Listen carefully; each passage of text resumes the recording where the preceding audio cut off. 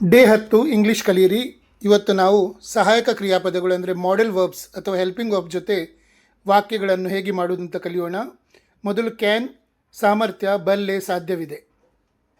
ಯಾವುದಾದರೂ ಕೆಲಸ ಮಾಡಲು ನಮಗೆ ಶಕ್ತಿ ಅಥವಾ ಸಾಮರ್ಥ್ಯ ಇದೆ ಎಂದು ಹೇಳಲು ಕ್ಯಾನ್ ಬಳಸುತ್ತೇವೆ.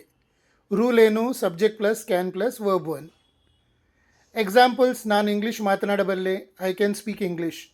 ಅವನು ಈ ಪೆಟ್ಟಿಗೆಯನ್ನು ಎತ್ತಬಲ್ಲ, he can lift this box. ಅವಳು ಈಜಬಲ್ಲಳು, ಶಿ ಕ್ಯಾನ್ ಸ್ವಿಮ್. ಅವರಿಗೆ ಸಹಾಯ ಮಾಡಲು ಸಾಧ್ಯವಿದೆ, they can help. Next, could ಅಂದರೆ ಹಿಂದಿನ ಸಾಮರ್ಥ್ಯ ಅಥವಾ ವಿನಂತಿ. ಬಹುದಾಗಿತ್ತು, ಬಹುದೇ. ಹಿಂದೆ ನಮಗೆ ಮಾಡಲು ಸಾಧ್ಯವಿದೆ ಕೆಲಸಗಳನ್ನು ಹೇಳಲು ಅಥವಾ ಯಾರಿಗಾದರೂ ಬಹಳ ವಿನಂತಿಯಿಂದ ಅಂದರೆ ಪೊಲೈಟ್ ರಿಕ್ವೆಸ್ಟ್, ನಮ್ರ ವಿನಂತಿಯಿಂದ ಕೇಳಲು ಕುಡ್ ಬಳಸುತ್ತೇವೆ. ರೂಲ್ ಏನು? Subject plus could plus verb 1. Examples: ನಾನು ನಿನ್ನೆ ಬರಬಹುದಾಗಿತ್ತು, ಐ ಕುಡ್ ಕಮ್ ಎಸ್ಟರ್ಡೇ. ನನಗೆ ಮೊದಲು ವೇಗವಾಗಿ ಓಡಲು ಸಾಧ್ಯವಿತ್ತು, I could run fast earlier. ಈಗ ನಮ್ರ ವಿನಂತಿ: ದಯವಿಟ್ಟು ನನಗೆ ಸಹಾಯ ಮಾಡುವಿರಾ? Could you please help me. ನಮ್ರ ವಿನಂತಿ: ನೀನು ನಿನ್ನ ಪೆನ್ ಕೊಡುವೆಯಾ? Could you give me your pen please. Next, should ಸಲಹೆ ಅಥವಾ ಕರ್ತವ್ಯ, ಬೇಕು ಎಂಬ ಅರ್ಥದಲ್ಲಿ.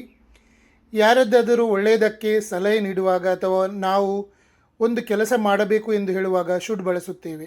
Rule: subject plus should plus verb 1. Examples: ನೀನು ಪ್ರತಿದಿನ ಓದಬೇಕು, you should study every day. ಅವನು ಬೇಗ ಏಳಬೇಕು, he should wake up early. ನಾವು ಪರಿಸರವನ್ನು ರಕ್ಷಿಸಬೇಕು, we should protect the environment. ಅವಳು ವೈದ್ಯರನ್ನು ಕಾಣಬೇಕು, she should see a doctor. ಸಂಕ್ಷಿಪ್ತವಾಗಿ ಈಗ ನೋಡಿ. ಕ್ಯಾನ್ ಅಂದರೆ ಈಗಿನ ಸಾಮರ್ಥ್ಯ, I can do it. Could ಹಿಂದಿನ ಸಾಮರ್ಥ್ಯ, ಸಾಧ್ಯವಾದ ಕೆಲಸ. ಮತ್ತು ವಿನಂತಿ, ಕುಡ್ ಯು ಹೆಲ್ಪ್, ವಿನಂತಿಗೆ ಯೂಸ್ ಮಾಡ್ತಾರೆ. ನೆಕ್ಸ್ಟ್, ಶುಡ್ ಅಂದರೆ ಸಲಹೆ ನೀಡುವುದು, ಯು ಶುಡ್ ಗೋ.